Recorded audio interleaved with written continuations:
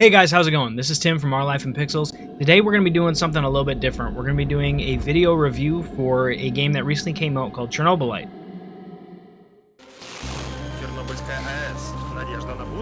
Chernobylite is a first-person RPG based in a post-nuclear Chernobyl disaster Ukraine. It takes a long time for it to specify when the game takes place. It's going to feel for a lot of the game like it's taking place in like the early 2000s, but it's actually supposed to be taking place in modern day. They don't really firmly state that in the beginning, and they're very loose with the whole space-time continuum, as you'll see as you progress through the story. So it's kind of interesting that it doesn't feel like it's supposed to be set today, but it is.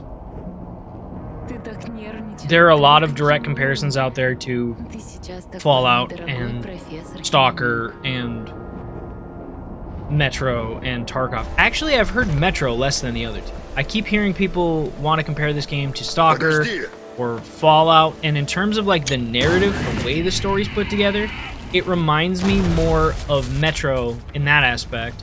The way that you go on raids for the levels reminds me more of Escape from Tarkov, if I'm being honest, although the gunplay is nowhere near Escape from Tarkov's level. We'll get into that as well. Fallout, other than the fact that you're wandering around an irradiated wasteland looking for a loved one, and the building system is almost straight out of Fallout 4, that's kind of where the Fallout comparisons should end. It's not really anything like Fallout, so I just want to put that out there now. A lot of people think it is. As somebody who has way too many hours in Fallout, this is not a Fallout game.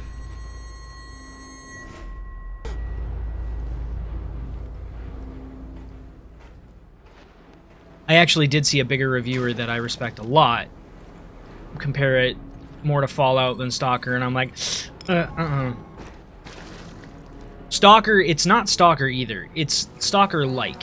There are a lot of things in it that are very similar to Stalker. The game's not trying to be Stalker, though. It is trying to be its own thing, and I think in that it does succeed. It's not Tarkov or Fallout or Metro or Stalker, but it has a lot of elements that are from those games. The visuals are freaking amazing. The game looks gorgeous, although there is a problem with the face models. There's a reason that every character in the game is wearing a face mask, and it's not just for the atmosphere. The very handful of like actual face models that you see in the game, which I think I saw two the whole time. Actual like modeled faces, like two. They were a little rough, and there's very clearly no like facial animations, or when they're speaking, the characters that do talk, their eyes don't move, their head bobs up and down, but that's pretty much it. So there are reasons for the face mask, but it works really well in the setting, so you don't ever feel pulled out of the game by it. I think it's a good way to hide what may have been a flaw for the dev team, so that's pretty cool. It has a portal gun, which is neat. There are 5 different companions. I'm only going to show 2, maybe 3 of them in this video for spoiler reasons, but they're all unique. They all have their own personality, and there's a lot of like side quests that they'll send you on from the base. Unfortunately, your companions, other than scripted missions, don't go with you. There's no wandering the wasteland with a buddy. This isn't New Vegas. This isn't Fallout 3. You're not gonna have a boon with you. You're not gonna have you're not gonna have a dog. Nothing like that. It's just you on the missions. So that kind of is a little disappointing, but the way that they handle the team management system is pretty cool. So what they do for that is your companions will be in the base, you talk to them, they give you missions, you can upgrade your skills with them, usually by going on a little mini game. Sometimes it's just a cutscene, which feels like a waste of time, but they threw it in there anyway for things like your inventory space. That's a skill you can level up, and you go on a cutscene with a character for that. Kind of felt like the cutscene wasn't necessary. They could have just like faded to black and you got the skill point or something. But I get why they did it. There's some interesting dialogue with all of these characters, so the more time with them is appreciated. But for the mission style, what you do is you select an area that you're going to go to, and then you can assign your companions to go do other mission styles. So if you're running low on ammunition, you can have Oliver go collect ammunition. You can have Mikhail go get food if you're running low on food. And then you can either go do medicine or do a story mission. So that's kind of a cool thing. It's a dice roll, percentage chance. You can improve your companion's percentage chance of success by giving them better equipment and better weapons. But it's also going to be dependent on their skills, which are directly impacted by the equipment you give them. So that's kind of neat. Different companions are better at different missions, although I've found that Mikhail, for whatever reason, is kind of a catch-all. You can throw him at any problem, and Mr. Breaking Bad will be able to handle it pretty easily. There's a really, really unique and cool choice mechanic in this game that I was really impressed with, and that is, while the story is choice-driven, anytime you die, if you have Chernobylite collected, you can go back and change choices that you were unhappy with the outcome of. And that's really helpful for the end mission if you want to get the best ending, because there are certain choices that you will have to go back in time and fix. What felt like the right choice in the moment maybe wasn't the best choice in the long term. So that's kind of cool that you can do that without save scumming or starting all. So that's unique, that's pretty cool, although it does make the choices feel less heavy. You can build traps while you're out in the field. It's a neat way to handle stealth combat. You can build a landmine and then also put a firecracker right next to it. So the firecracker goes off, draws the enemy over to the area, and they step on the landmine, and boom, no more enemy. Really, really cool way to handle some of the tankier enemies. As you progress in the game, the soldiers will get more armor. There's not a lot of enemy variety. There are literally 3 monster types, and I think there were 4 soldier types. So that's it for the whole game. There are 7 different enemies, plus the big bad, you know. The story can feel a bit convoluted at times as you jump around from point to point. The missions can kind of feel really samey after a while. Go here, talk to this NPC, do this thing. Go here, talk to this NPC, do this thing. It emulates a lot of different games. Like I mentioned earlier, there are aspects of it that are very similar to Stalker, Metro, Fallout, and Tarkov, but it doesn't do any of them exceedingly well. The companions are not as cool as in Fallout. The building is not as in-depth as in Fallout. The story is not as captivating as in Metro. The world is not as open and built out and involved as Stalker. There's a lot less enemy variety. Gunplay is passable, but it's really nothing special. Honestly, the most unique aspect to the combat was the traps, which there's not a huge variety of traps, and they all kind of work the same. And then the guns are moddable through the crafting system, but there are 5 guns. And you can change, like, the assault rifle to be more of a sniper. You can really make any of them kind of a sniper. In some ways, even the shotgun, which is kind of hilarious, because you can get that sucker up to a range of 9. But the crafting system is pretty basic. You can mod those 5 guns with various attachments. You can craft healing items, lockpicks, other more different lockpicks, and bullets. So there are only a handful of crafting components, those being chemicals, herbs, mushrooms, mechanical parts, electronics. Is that it? Oh, and flammable fuel. So that is 5 components that make up literally everything you're going to be crafting. And components are relatively scarce. For the crafting, there is a good balance of how readily available things are, so you always have some, but you never feel like you have too much until the late game. So It can get to be a little ridiculous when you have all 5 companions out looting. Well, there are only ever 5 mission options, so 1 companion in the base, plus you out doing a story mission, plus 4 companions out looting.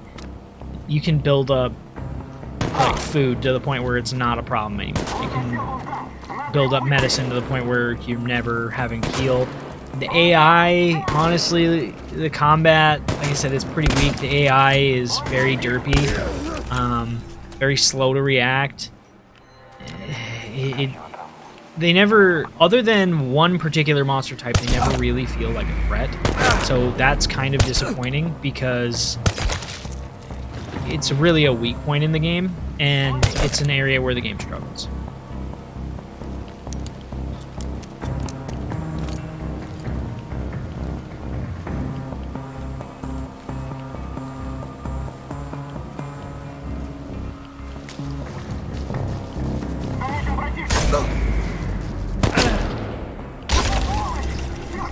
Crafting menu is kind of clunky to navigate as well because you can't just click around or use WASD to move around or use the arrow keys.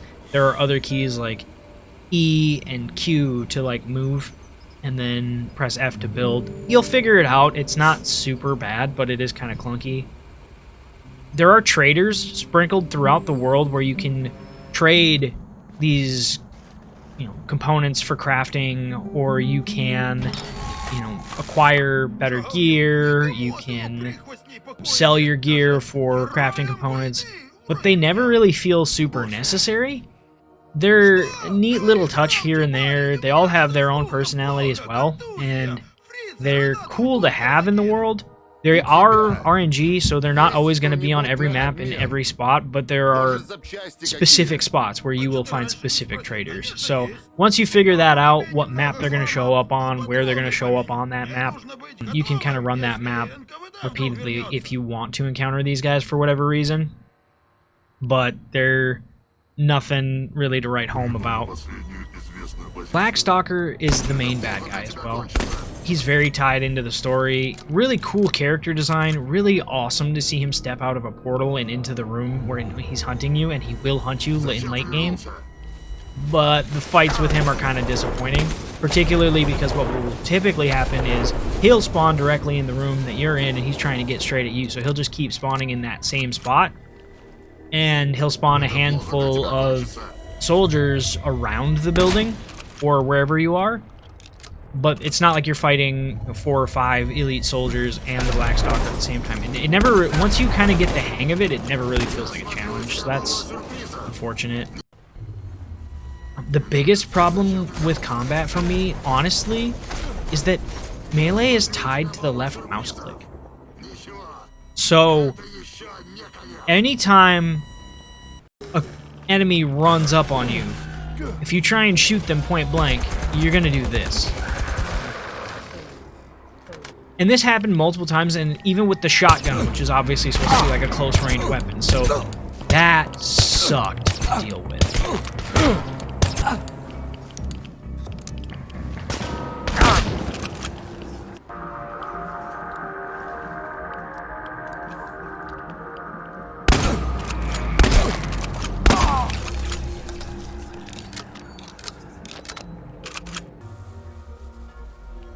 But this game does a lot of things really, really well. It's really cool. It's a really cool environment. It's a really cool world. Obviously, with the time I've put in Stalker and Metro and particularly Fallout, this is a game that was right up my alley, and I was really glad to play it. I was really glad to check it out. I do intend to play it again at some point in the future. I might even make more content out of it. However, it's not my favorite game I've ever played. It's good, but it's not the best game I've ever played. It'll tide you over until Stalker 2 if you're looking for a game that's kind of up this lane until Stalker 2 releases. And this is a really small dev team that did a fantastic job. I highly recommend this game, but it's not perfect. I think it's worth checking out. It's really fun, but there are little things about the game design that could have been better executed. Like I said, small dev team. They did a phenomenal job with this game. And I was so glad to put the 20 hours that I put into it. It was really, really worth my time, and I was really happy to play that game. So, yeah, that's it. In conclusion, we recommend Chernobylite for anybody who's looking for a story-based first-person shooter with those kind of post-apocalyptic elements to it. It was awesome. Great job to the devs. This game was made by a small team. It's been in early access for a long time and just recently released, and it has a really good community around it. The developer is the Farm 51 and All In Games. And they did some really cool stuff. Anyway, my name's Tim. This has been our first video review here on Our Life in Pixels. We really appreciate your guys' time. We look forward to hearing your thoughts in the comment section below, or you can follow us on Twitter or on Facebook. We live stream our podcast every Friday. You can catch that on Spotify. I'm sure I'll talk a lot about this game on Friday. And we appreciate you guys. Thanks for watching. We'll see you next time on Our Life in Pixels.